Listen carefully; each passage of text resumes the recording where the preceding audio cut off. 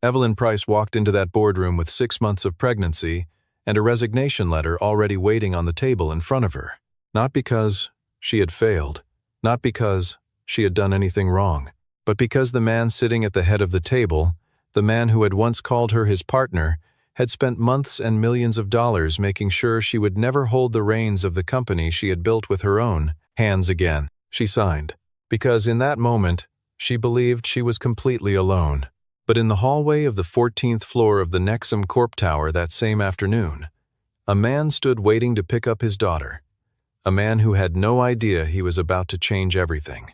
9 years before that morning, Evelyn Price had nothing except a handwritten business plan and a stubbornness that no one who knew her could fully explain. She was 25 years old. Her bank account was overdrawn.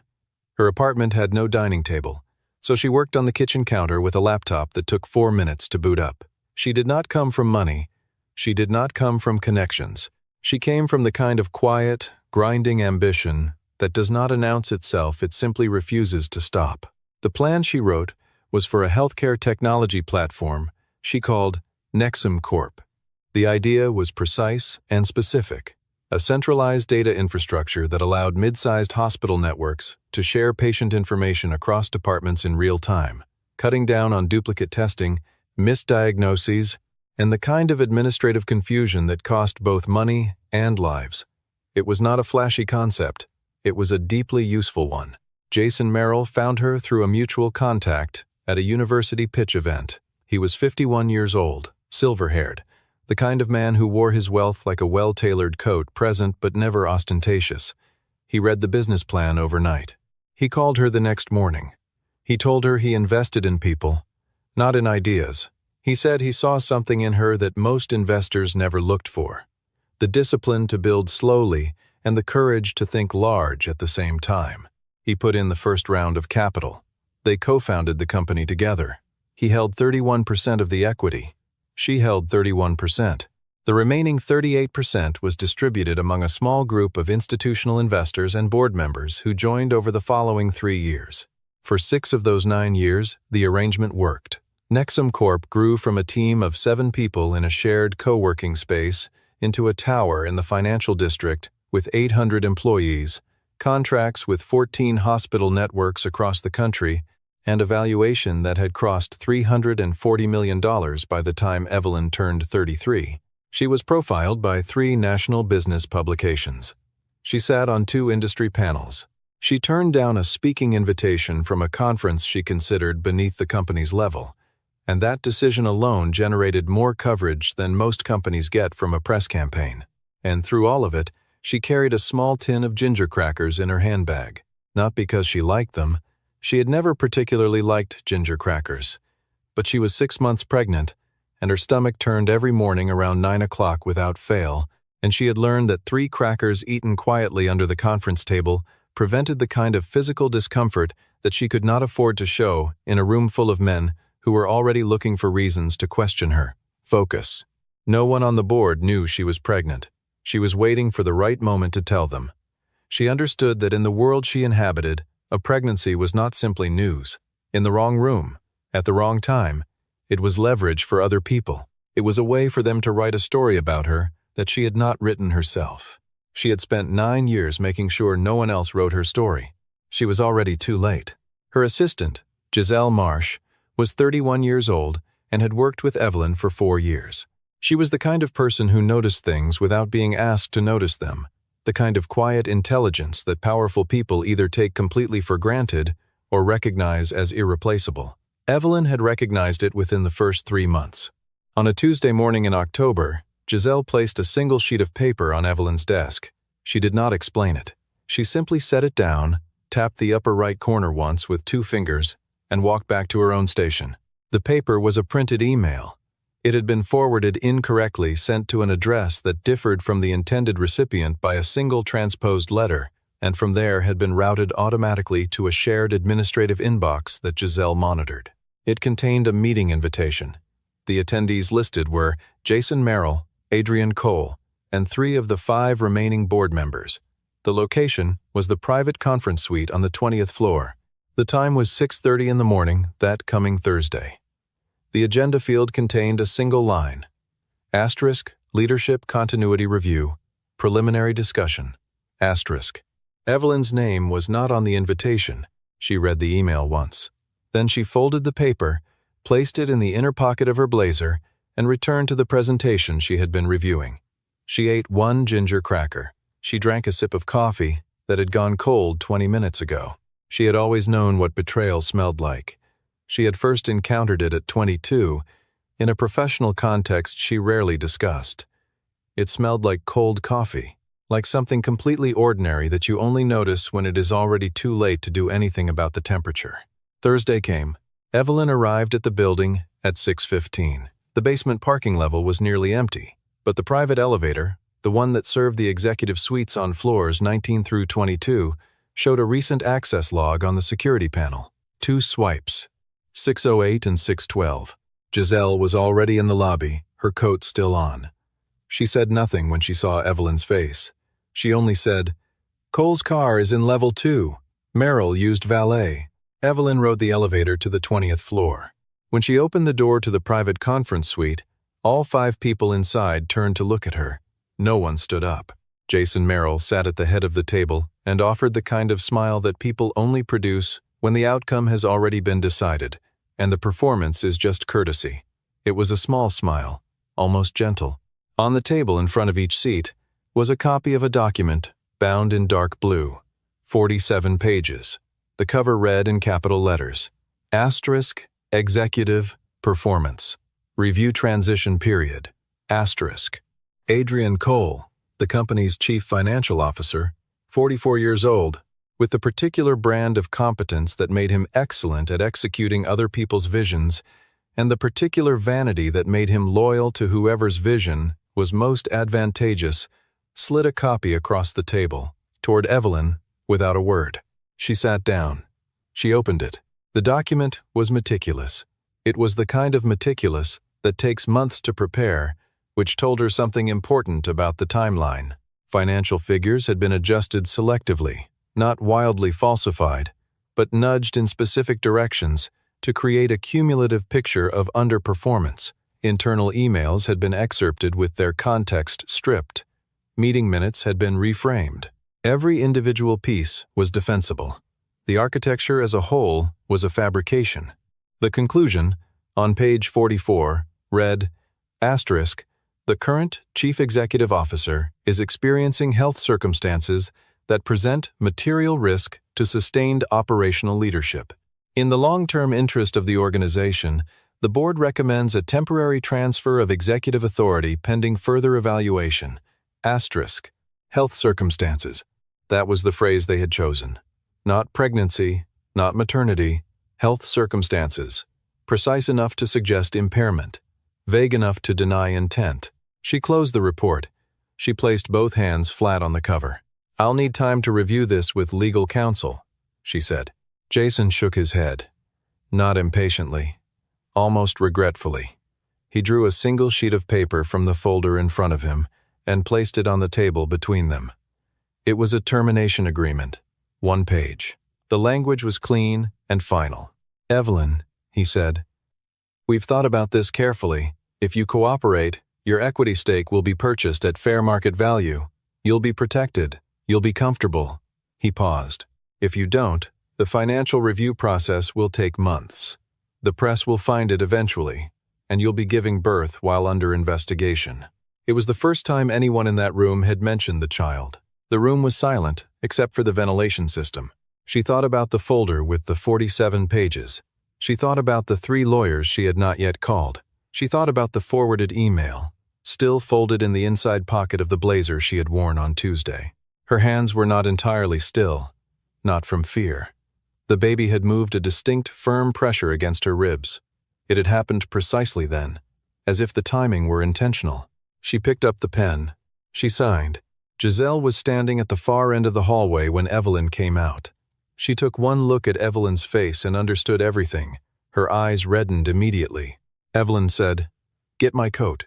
She did not cry. It was not that she was too strong to cry. It was that tears need a safe place to fall, and in that hallway, under those fluorescent lights, with the sound of 5 men in a boardroom, behind her already moving on to the next item on the agenda. That place did not yet exist. 3 weeks passed. Evelyn's apartment was large, and she was in it alone most of the time. Her work laptop was gone, returned as part of the agreement. Her corporate phone number had been deactivated. The company laptop she had used at home was technically still hers, but the access credentials had expired the morning after she signed. She contacted 3 attorneys in the first week. The first 2 declined before she finished explaining the situation. Nexum Corp was a client of both firms. The third listened to the full account and then told her plainly, "They've prepared this too carefully. What you have right now is a narrative. What you need is original evidence data that hasn't passed through their hands." She had the ginger crackers. She still ate them, though there was no boardroom table to sit beneath anymore. The financial press covered her departure in a single sentence on a Thursday afternoon. Nexum Corp CEO Evelyn Price has stepped down from her role, citing personal health reasons. Chief Financial Officer Adrian Cole will oversee operations on an interim basis. The company's stock rose 4%. Jason Merrill gave a brief statement to a financial wire service. He called Evelyn a remarkable founder. He said the company would honor her legacy. Legacy, as though she had died. She read the word on her phone screen 3 times. Then she set the phone face down on the kitchen counter and sat very still for approximately 4 minutes, which was roughly how long it took the specific variety of rage she was experiencing to settle into something cold and useful. Giselle came on a Sunday afternoon, unannounced, with a paper bag of bread and soup and a small flash drive she had been carrying in her coat pocket for 6 days. She had been copying things quietly for 3 months before the board meeting. Not dramatically, not with a plan. The way that someone who has worked alongside a person long enough to understand the patterns will sometimes notice, without being able to articulate exactly why, that something is moving in the wrong direction, and will quietly keep a record, the way careful people do. The drive contained 4 months of internal emails, correspondence between Jason and Adrian, scheduling anomalies, one exchange that appeared benign until you read it in the context of the others, at which point it read like a rehearsal. It was not enough. Emails demonstrated intent. They did not prove financial manipulation. They could not, on their own, undo the falsified numbers. "You need someone who reads balance sheets the way detectives read crime scenes," Giselle said.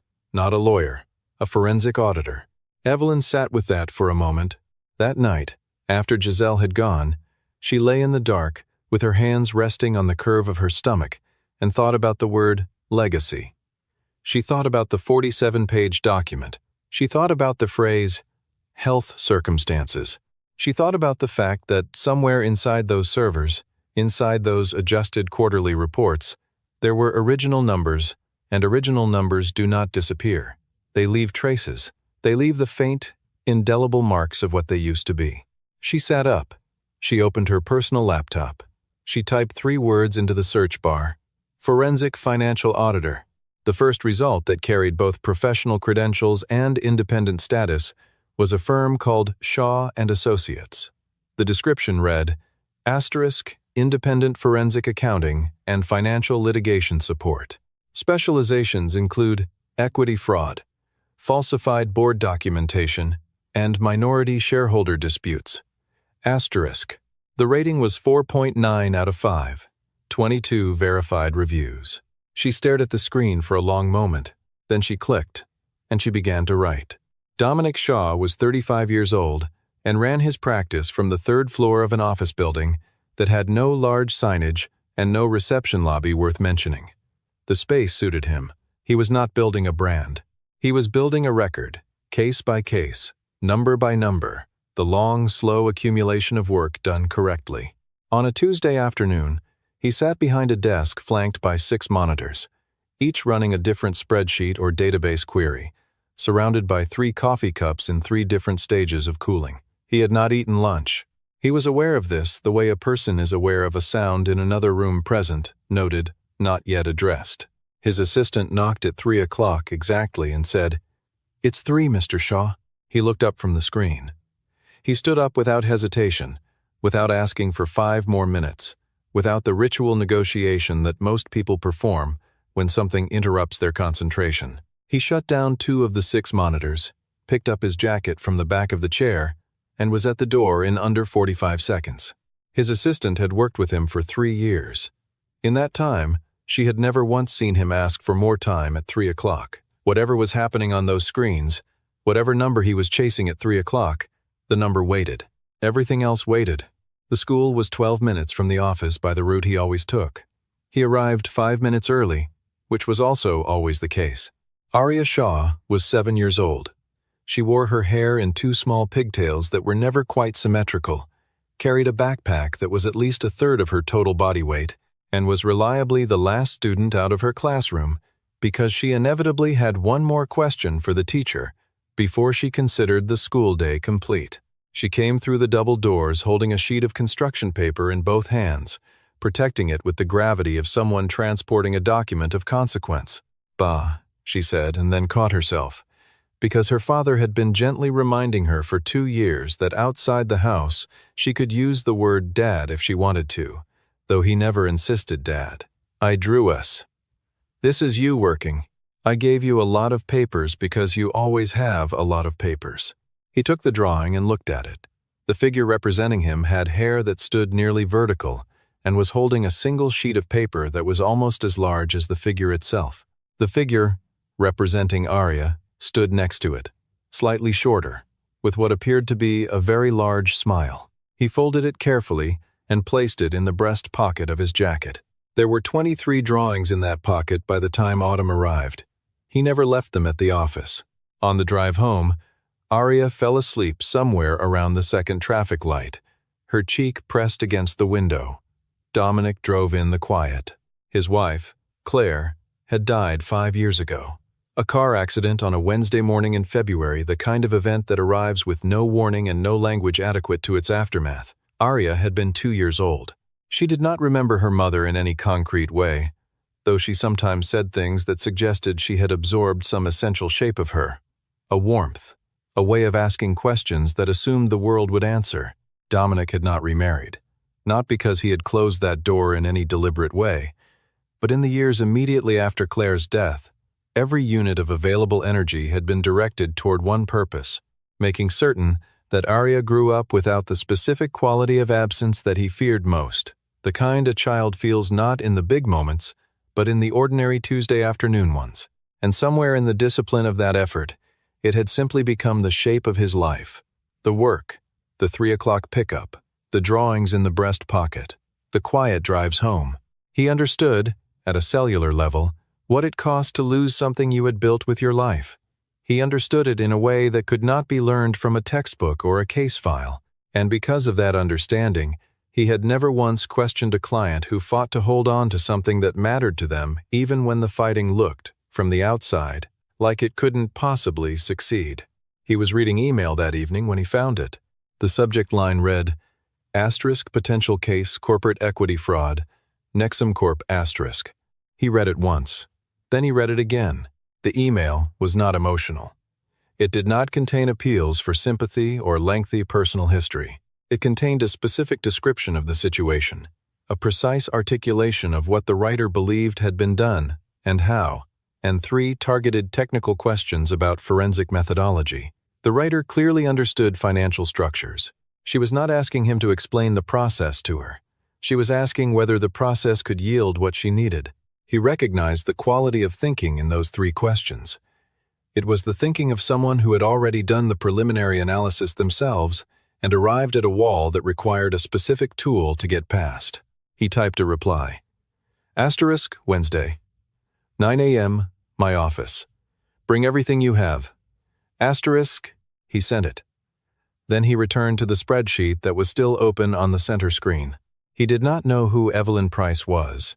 He did not know what the case would require, or where it would eventually lead him. He knew one thing. The numbers in a falsified report always tell on themselves. Someone who knew how to listen could hear them. She arrived on Wednesday in a long coat that she wore buttoned despite the mild weather. She set down a flash drive, a printed folder, and a dark blue-bound document on his desk before she had finished sitting down. Dominic shook her hand. He did not look at the coat. He did not ask about her health or her circumstances or anything other than whether she preferred coffee or water. When she said water, he got it. He opened the dark blue document.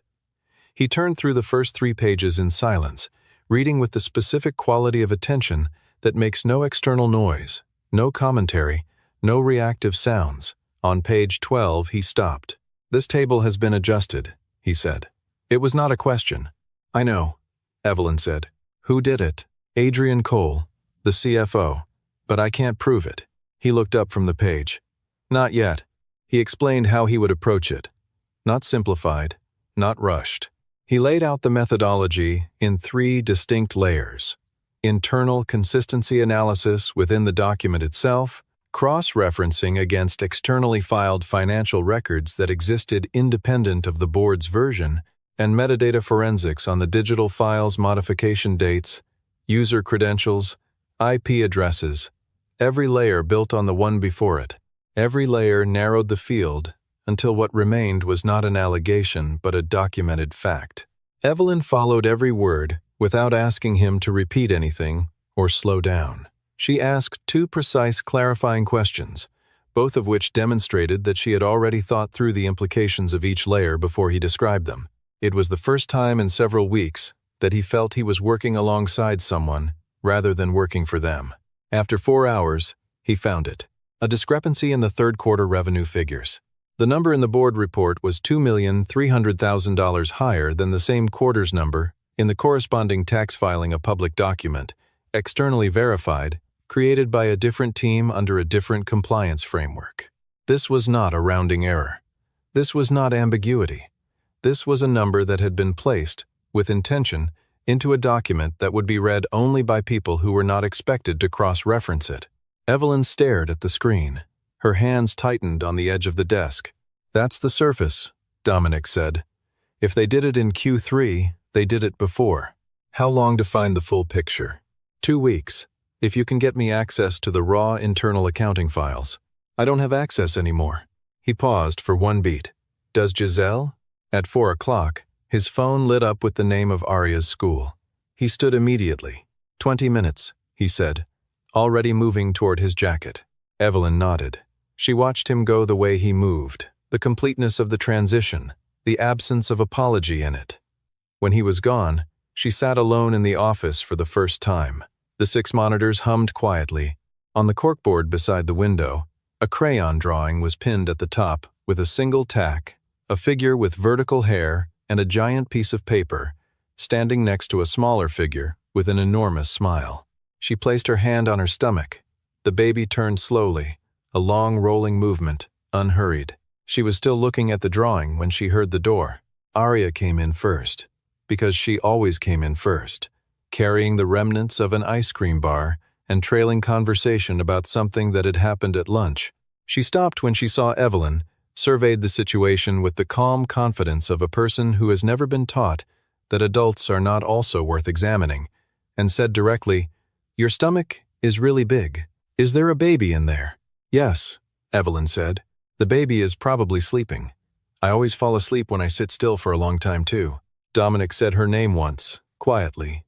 Aria redirected her attention to the ice cream. Evelyn looked at the child, and then she looked at the man standing in the doorway with his jacket still half on, watching his daughter with the particular expression of a parent who is simultaneously correcting and quietly amazed by the person they are raising. For the first time since she had signed that paper, she smiled. It was small, but it was real. They returned to the work. The plan was settled. Giselle would use her remaining access to pull raw accounting exports before that access was terminated. Dominic would audit backward. 2 weeks. Day 9 of the 2-week plan. Giselle had extracted the 3rd batch of accounting files when the automated security system flagged her activity. The email was immediate. Asterisk. Unusual access pattern detected, account activity logged for review. Asterisk. She deleted the notification. She knew it didn't matter. The following morning, her access card no longer opened the door to the 12th floor. By midday, a letter from Nexum Corp's legal team arrived at Evelyn's apartment. It cited the non-disclosure and non-interference clauses of the termination agreement. It alleged that she had violated those clauses through the unauthorized collection of internal documentation. It requested that she cease all such activities immediately and preserve all materials for potential litigation review. 2 hours later, a financial reporter sent her a text message, asking if she would comment on rumors of a personal investigation connected to her departure. Jason was releasing information in controlled fragments. He didn't need a courtroom. He needed a headline with a question mark. He needed doubt, distributed early enough to neutralize whatever was coming before it arrived. On the same afternoon, an anonymous complaint was filed with the National Independent Auditors Commission. The complaint alleged that one Dominic Shaw had entered into a professional engagement with a material conflict of interest related to the Nexum Corp matter. It was a clean piece of work.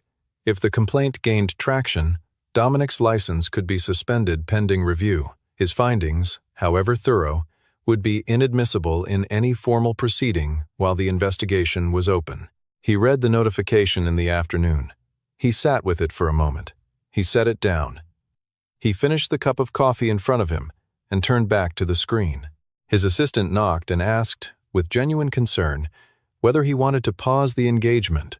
"Not until it's done," he said. That night, Evelyn called him at 11. "I can't let you keep going," she said. "Aria needs you here. If your license is suspended because of this." There was a silence at the other end. Not the silence of someone preparing a speech, the silence of someone considering whether to say something true. "Evelyn," he said, "did you ever wonder why I took this case? Because I'm paying you. That's not why." She waited. "I took it because that 47-page report was designed to knock someone down before they could speak, before they could defend themselves. I've seen that kind of document before. I know exactly what it takes to build one, and I know exactly what it means when someone spends that much time building one." His voice was level and plain. "I'm good at this, and I'm not going to stop because someone filed a complaint they knew wouldn't hold." She did not respond immediately. "Get some sleep," he said. "There's still work tomorrow." The next morning, Dominic made Aria's breakfast and helped her find the shoe that had somehow ended up under the couch. He was tying the second shoelace when she looked at him directly and said, "Are you happy today, Dad?" "Yes," he said. She studied his face with the unsettling accuracy that 7-year-olds sometimes display. "Your eyes don't look happy." He sat back on his heels and looked at his daughter. There was a long moment in which he considered various versions of what a parent is supposed to say in that situation. Then he said, "I'm doing something hard right now, but I know it's the right thing to do." Aria thought about this with visible seriousness. "Then just keep doing it," she said, and went to get her backpack. He stayed crouched by the couch for another second, alone in the kitchen. He thought, that is exactly right. That is the entire answer. Day 13, 2 in the morning. Dominic called Evelyn. "I have it," he said. 6 quarters of adjusted financial data, not 1 or 2 6 consecutive reporting periods, each containing the same category of manipulation, executed by the same method, at the same stage of the reporting cycle.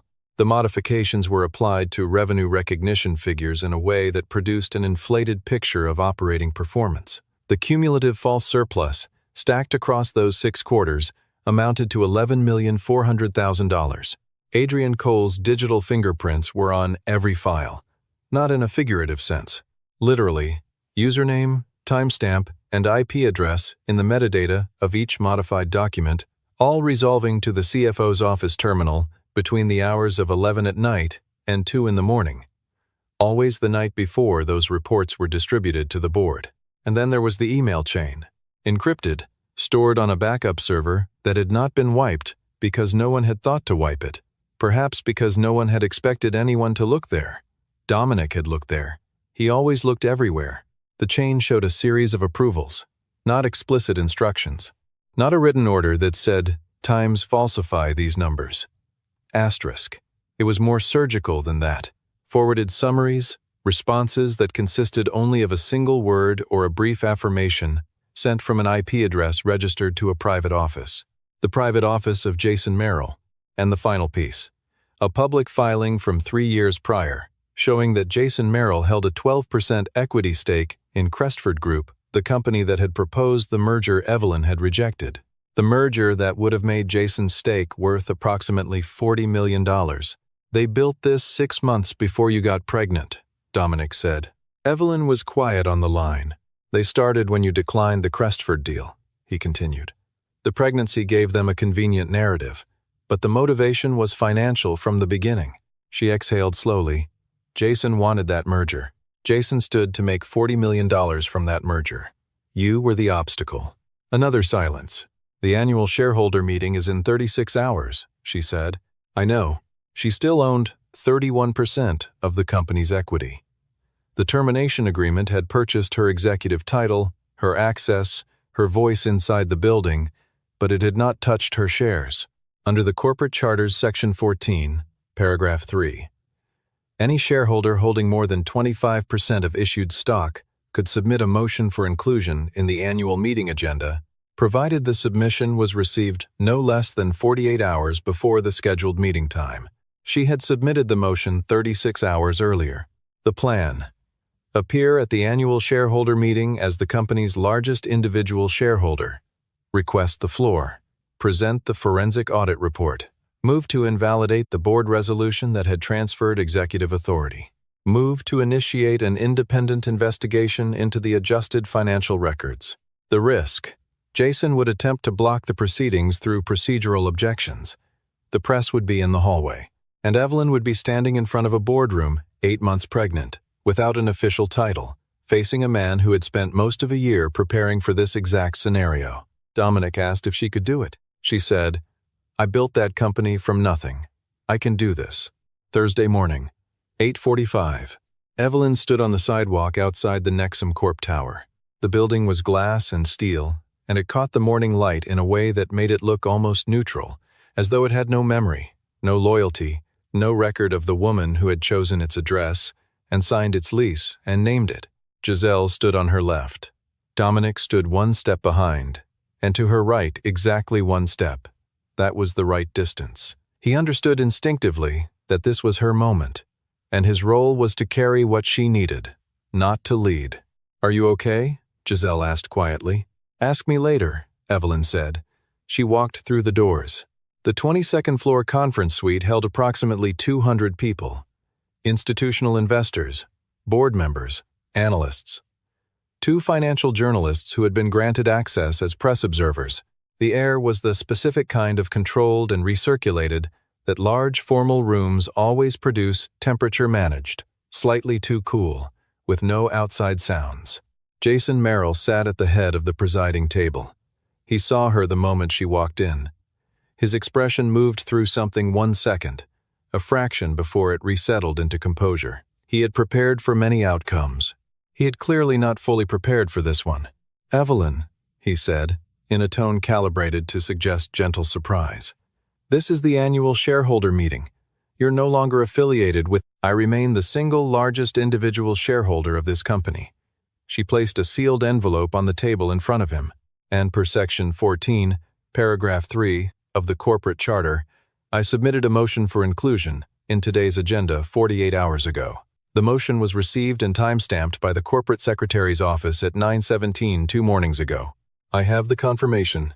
She placed a second sheet beside the envelope. The room was quiet in the specific way that rooms go quiet when no one is certain what happens next. Jason's legal counsel stood up and began a procedural objection grounded in the terms of the termination agreement. The objection was prepared. It was carefully constructed. It moved through 3 distinct arguments in approximately 90 seconds. When he finished, Evelyn responded to all 3 in sequence. She did not raise her voice. She did not accelerate her delivery. She answered each point directly, citing the relevant section of the Charter or the applicable clause of securities law. And when she had finished, she said, "The termination agreement restricts my operational role. It does not restrict my rights as a shareholder. Those are not the same thing." The door to the conference suite opened. Dominic Shaw walked in, dark suit, the folder of documentation under his left arm. He came to a stop inside the room and addressed the assembled group. "My name is Dominic Shaw. I hold certification number FFA 4471 from the National Independent Auditors Commission. At the request of this company's largest individual shareholder, I have conducted a forensic review of Nexum Corp's financial reporting over the past 6 quarters. I'm prepared to present my findings to the board and to any shareholder who requests it. The representative from Harbison Group, an investment fund that held 18% of Nexum Corp's issued equity, making them the second-largest shareholder in the room, raised his hand. "I'd like to hear the findings." 2 more hands followed. Then, a fourth. Jason said nothing. Dominic connected to the presentation system and began. He did not use emotional language. He did not allege, accuse, or interpret. He presented data. The first slide showed 2 columns: the third quarter revenue figure from the board report and the same quarter's figure from the corresponding tax filing. The gap between them was $2,300,000. A single horizontal line connected the 2 numbers. He let the room read it without narration for 5 full seconds. The second slide showed the same analysis across 6 consecutive quarters. The shape of the manipulation became visible the moment the data was organized chronologically. A consistent upward distortion in the board-facing numbers, quarter over quarter, steady and methodical and invisible to anyone who had access to only one of the 2 datasets. The third slide showed the metadata: username, timestamp, IP address, repeated 6 times across 6 quarters, with the precision of something performed according to a routine. The fourth slide showed the email chain dates redacted for initial presentation, content visible, forwarded summaries, single-word approvals, a chain of explicit awareness, documented digitally, stored on a server that had not been cleared. The fifth slide showed the public equity disclosure from 3 years prior. Jason Merrill's name. The Crestford Group, 12%, the approximate value of that stake if the proposed merger had been completed. Adrian Cole stood up and said it was fabricated. The Harbison Group representative said, without raising his voice, "Mr. Cole, please sit down." A board member, one of the 3 who had attended the private meeting in October, who had been quiet since Evelyn had entered the room, set down the copy of the report he had been reviewing. He looked across the table at Jason and said, "Jason, I need you to explain slide 4. Jason looked at Evelyn. For the first time in the entire proceeding, for the first time perhaps, in a very long time, he looked at her without anything else behind the look. No strategy, no performance, no calculation about what impression he was managing. She looked back at him steadily. Power does not always dissolve in a dramatic moment. Sometimes it dissolves in a silence, the particular silence of a room full of people, realizing, one by one, that they have been given a version of events that was constructed for them rather than reported to them. That was the silence that filled the 22nd floor. The Harbison representative assumed temporary chair of the proceedings and called for votes. The resolution to suspend the board's transfer of executive authority was put to a vote. It passed, 7-2. The resolution to open an independent investigation into the company's financial reporting practices over the previous 6 quarters was put to a vote. It passed, 8-1. The resolution to appoint an interim chief executive to serve during the investigation period, with Evelyn Price nominated, was put to a vote. It passed, 6-3. Adrian Cole left the room before the 4th vote was called. He did not look at anyone on his way out. Jason Merrill sat in his chair and looked at the table. The room fractured into motion, lawyers and investors and advisors moving toward each other in clusters, voices overlapping, phones appearing from jacket pockets. Giselle crossed the room and held Evelyn without words. It was a long moment. In the corner, Dominic was closing his documentation folder, aligning the pages, pressing the cover flat. He worked with the same absence of ceremony with which he had begun, as though the outcome was simply the natural result of the method, and the method had simply been applied correctly. Evelyn walked across the room to where he stood. "Thank you," she said. "I read the numbers." "No. You stayed when I told you to leave." He didn't answer immediately. He looked out the window at the morning light over the city, which was ordinary and unhurried, and completely indifferent to what had just happened in this room. "Arya asked me last night if we'd won yet. I told her I didn't know." He paused. "Now I know." The independent investigation confirmed every element of Dominic's findings within 3 weeks of its commencement. Adrian Cole resigned from the company and began cooperating with the federal prosecutor's office in exchange for a reduced recommendation on sentencing. His cooperation included a detailed account of the method, the timeline, and the instructions he had received. Jason Merrill resigned from the board of directors. The Securities and Exchange Commission opened a formal inquiry into insider trading related to his Crestford Group holdings and the timing of the decisions made in his capacity as a Nexum Corp board member. The complaint filed against Dominic's professional license was reviewed and dismissed. The commission noted in its finding that the complaint contained no substantiated allegation and appeared to have been filed without factual basis. A national business publication ran a cover story on the case. The headline was straightforward and correct. Giselle was formally appointed as Director of Executive Operations. She had already been doing most of that work without the title. On her first day back in the building as interim chief executive, Evelyn rode the elevator to the 20th floor. The hallway was the same hallway, the same lighting, the same carpeting, the same particular hum of the building's systems moving air through its structure. She had walked this hallway more than 1,000 times. She knew the exact spot near the second set of doors where the carpet had a slight rise from where it had been repaired the previous spring. The team was there. Not everyone, not the entire 800, but the people from her floor, from adjacent floors, gathered in the corridor when word reached them that she had arrived. They did not applaud. They did not call out. They stood, which was different. The kind of standing that people do not choreograph and cannot fake, the kind that means something specific about what they believe. She walked past them and went directly to her office. She sat down. She opened her laptop. There were 847 unread emails. She started with the first one. 6 weeks after the shareholder meeting, at 3:14 in the morning, Evelyn Price delivered a son. She named him Elliot Price. He carried her name, and her name only not because there was no other story attached to his beginning, but because she was his story. She was the person who had stayed. She was the person who had sat in a dark apartment and opened a laptop at 2 in the morning instead of surrendering to the version of events that someone else had written for her. He arrived loud and emphatic, and 8 pounds exactly. And when the nurse placed him in her arms, Evelyn looked at him for a long time without saying anything, because there was nothing that needed to be said out loud. The baby who had kicked hardest in the moment she signed the resignation letter had arrived on a morning in March, in a world where the resignation had been overturned, and the woman who had signed it was the chief executive of the company she had built from nothing, and justice, imperfect and procedural, and slow as it is, had moved in the right direction. Dominic and Aria came to the hospital on a Sunday. Aria was carrying a rolled piece of construction paper, which she presented to Evelyn with the solemnity appropriate to the occasion. She had drawn a baby in what appeared to be a floating circle representing, she explained, the inside of a stomach with a large smile and 2 very round eyes. "I drew this for the baby before he was born," she said, "but then he came out before I could give it to you, so here it is now." Evelyn unrolled it and looked at it carefully.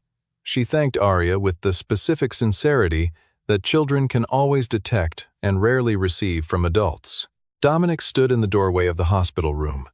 One step inside, he was watching Aria hold Elliot with the concentrated caution of a child who understands that she is holding something irreplaceable. "Did you ever think about having more children?" Evelyn asked. She was not looking at him when she said it. "Sometimes," he said. He was not looking at her when he said it. Aria had begun singing to the baby in a low, made-up melody that had no consistent key and was entirely her own. It was the least musical performance imaginable and one of the most earnest. The room was warm and quiet and full of the particular light that Sunday mornings in hospitals sometimes hold soft and unhurried and strangely kind. There was nothing else that needed to be said. The room had said it. Weeks later, on an ordinary Tuesday evening, Evelyn sat at her desk in the office with Elliot asleep in the small crib that had been installed beside the window at Giselle's insistence, and over Evelyn's initial mild objection. Her phone buzzed. A message from Dominic. Aria wants to know when Elliot will be old enough to learn to draw. She says she wants to teach him. Evelyn looked at the message. She looked at her son, who was sleeping with the complete conviction of someone who has never had a single thing to worry about. She typed back. Tell Aria that Elliot is already waiting. She set the phone down and returned to the document she had been reviewing. It was a proposal for a new partnership, a hospital network in the Pacific Northwest, 400 beds, a 3-year contract. She read the first paragraph, then the second. Outside the window, The city ran through its ordinary Tuesday with total indifference, all its lights and movement and competing purposes going forward without ceremony, the way cities do. That was the first message Evelyn Price had sent in a long time that had nothing to do with fighting for something. It was simply something she wanted. There are battles that seem lost the moment they begin, not because the person fighting them is weak, but because the person standing across from them started preparing long before the fight was announced. Evelyn Price signed that paper not because she had surrendered. She signed it because, in that moment, she believed she was standing alone. But being alone is not the same as being without options. And asking for help is not a confession of weakness. Sometimes the clearest form of strength is knowing when to reach through the dark and trust that someone on the other side will reach back. Dominic Shaw did not save her. He read the numbers that she already knew were wrong and found the way to prove it. The proving was technical. The courage was hers. She had sat in an empty apartment and opened a laptop at 2 a.m. when she could have stayed in the dark. That choice, quiet, unobserved, unwitnessed by anyone, was the moment the battle turned. Not in the boardroom, not in front of 200 shareholders. In a kitchen, alone, by the light of a screen, and Arya, 7 years old, with mismatched pigtails and a backpack too large for her body, had given both of them the only piece of advice that mattered when everything was difficult and uncertain and the outcome was not yet clear. Asterisk. Just keep doing it. Asterisk. Never mistake the moment someone falls for the moment they have been defeated. They are not the same thing. They have never been the same thing.